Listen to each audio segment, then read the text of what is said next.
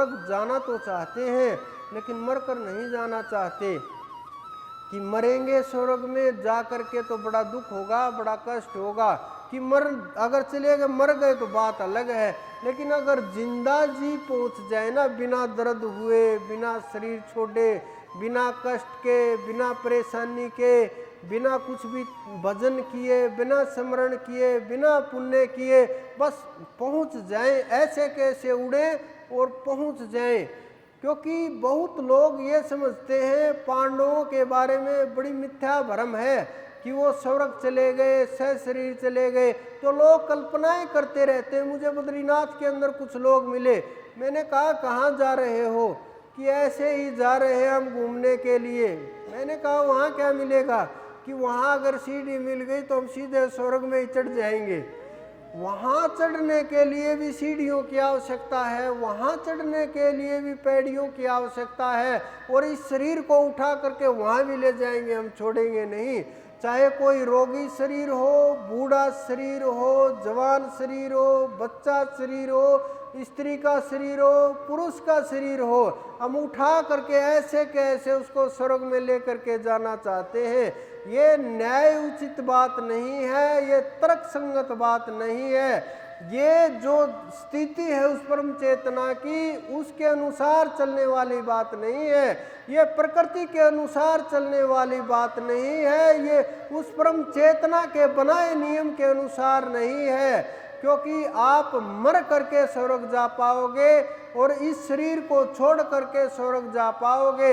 ये मर करके इसलिए शब्द का उपयोग किया मैंने, क्योंकि जब आप ध्यान के अंदर जाते हो, समाधि को भी मृत अवस्था ही योगियों ने माना है कि समाधि में जो चले गए वो मरे हुए के ही समान हो गए। क्योंकि वहाँ श्वास भी रुक जाती है, बहुत बार, कई बार सांस गहरी हो जाती है, अनुभव नहीं होता, धड़कन बंद हो जाती है, खून का दौर रुक जाता है। डॉक्टर भी ये बोल देते हैं कि इसका शरीर छूट गया, शरीर मृत हो गया। सब जांच पड़ताल परख के बाद वो श्वासों को छोड़ता है, वापिस शरीर का खून का सर्कुलेशन चलने लगता है और काम फिर शुरू कर देता है शरीर।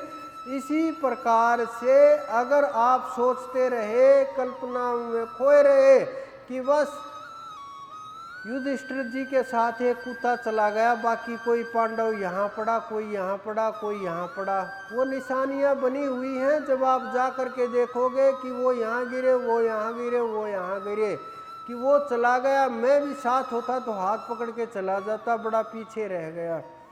ये तरीका नहीं है वहाँ जाने का। ये भ्रम में फंसे हुए लोग हैं, जिनके सारथी स्वयं श्री कृष्ण हैं, जिनके ज्ञानदाता स्वयं श्री कृष्ण हैं, जिनको नर के रूप में जाना जाता है कि ये नर थे और वो नारायण थे।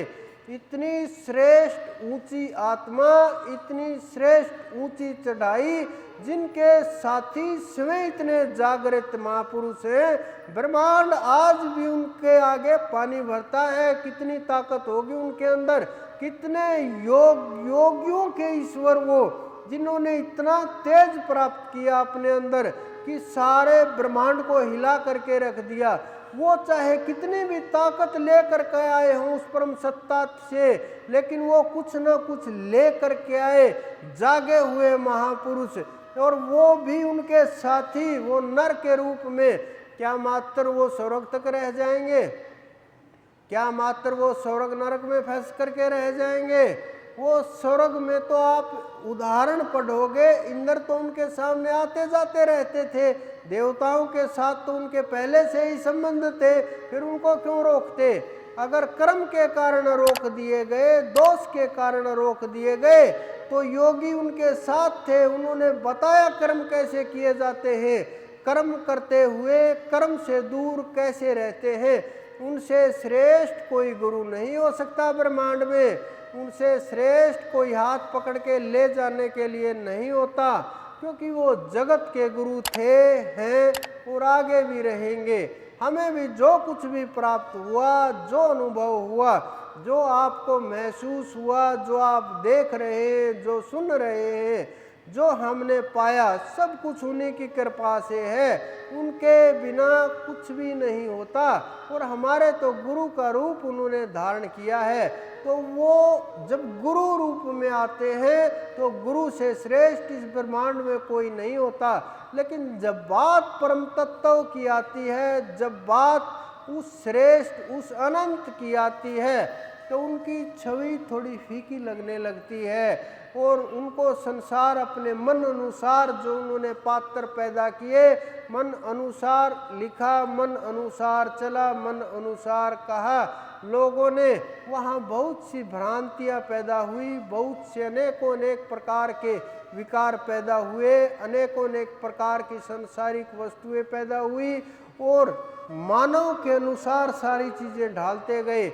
हम आश्चर्य की बात है, हम उन श्रेष्ठ महापुरुषों को, उन श्रेष्ठ देवियों को बस हम केवल छोटी बच्चियां ही मानते हैं।